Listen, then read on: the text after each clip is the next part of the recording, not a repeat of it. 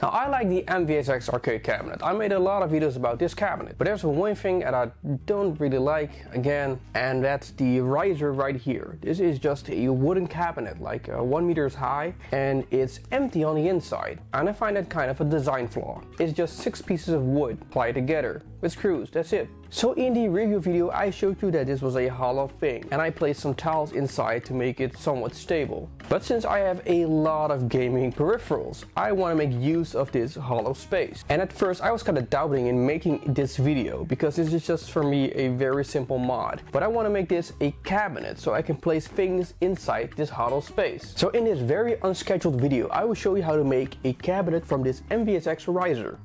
I pop out the red tabs on the sides to reveal the screws. These give access to just that front panel door, which will function as a door and make it a cabinet.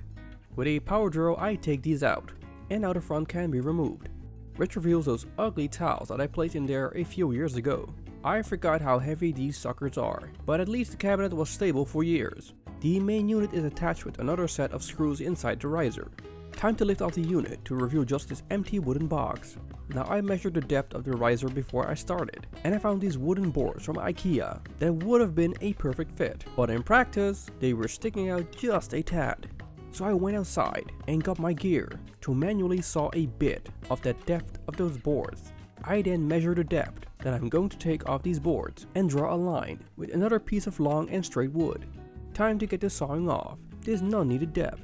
The fierce wind made this extra hard, so I went as fast as I could. Afterwards I sanded it to get rid of any sharp pieces. The sawed off part would go in the back of the cabinet, so it didn't really matter if it looked any crooked. Back at the cabinet, I wanted to do something else before I moved on. The original tiny feet, as shown here, the gray ones, are total garbage, so I went on to attach bigger and sturdier feet. I pre-drilled the holes, so inserting screws goes a lot faster and easier. After every bit, I like to clean up my working space, so my head's just as clean as well before moving forward to the next part. I test out one of the boards and it fits perfectly. Now for the height and where I want to place them exactly. The cabinet needs to accumulate at least the depth of PlayStation 2 disc covers. I again pre-drill the holes to attach gain angles, then drill in the screws. The same method is used when placing the board inside the cabinet. Yep, nicely leveled. I repeat the same routine for the next board.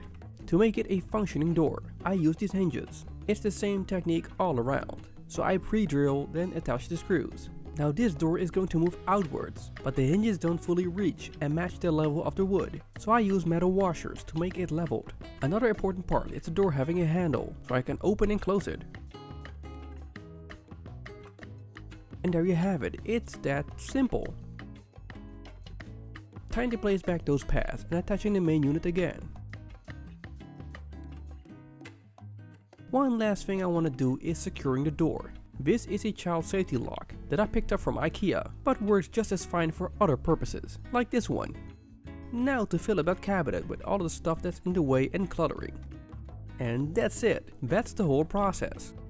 I hope you enjoyed it, and if so, I would really appreciate a thumbs up. Leave a comment below what you think of this simple modification. A subscribe is highly appreciated. This will keep you notified whenever I release a new video, and I'll see you on the next one.